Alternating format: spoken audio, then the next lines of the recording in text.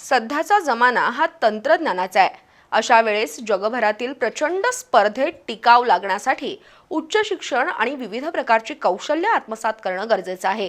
कितीही कष्ट आणि समस्या झेलाव्या लागल्या तरी चालेल, पण विद्यार्थ्यांनी उच्च आणि कौशल्यावर आधारित शिक्षण घेण्याची जिद्द बाळगली पाहिजे, कारण सध्याच्या जमान्यात यशस्वी होण्यासाठी शिक्षण हेच एकमेव साधन आहे, असे उद्गार खासदार धनंजय महाडिक यांनी काढले।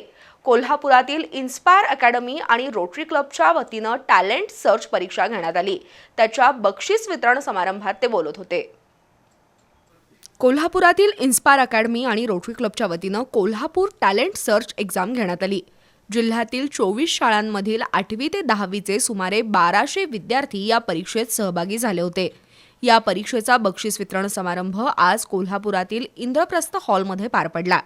खासदार धनंजय महाडिक, भागीरथी महिला संस्थेच्या अध्यक्षा सौभाग्यवती अरुंधती महाडिक आणि ज्येष्ठ लेखिका विचारवंत डॉक्टर निलिमा देशपांडे यांच्या हस्ते 200 गुणवंत विद्यार्थ्यांना पारितोषिकं देण्यात आली। स्पर्धेत चमक दाखवलेल्या विद्यार्थ्यांना शैक्षणिक साहित्य प्रदान करण्यात आलं। विजेत्या 200 विद्यार्थ्यांना एकूण 1 कोटी रुपयांची शिष्यवृत्ती देण्यात आली।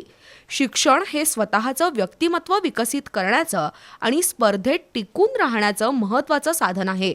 आजच्या युगात जगभराशी स्पर्धा करायची असेल तर विद्यार्थ्यांच्या अंगी उच्च शिक्षण आणि तांत्रिक कौशल्य असलंच पाहिजे, असं मत खासदार धनंजय महाडिक यांनी व्यक्त केलं।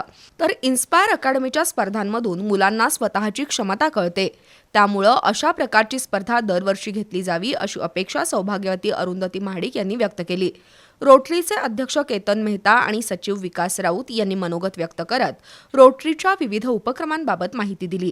यावेळी अमर शेरवाडे, इन्स्पायरच्या सदस्या वर्षा संकपाळ, अर्श अगरवाल, प्रशांत हेबळे यांच्यासह रोटरीचे पदाधिकारी आणि इन्स्पायर अकॅडमीचे शिक्षक उपस्थित होते।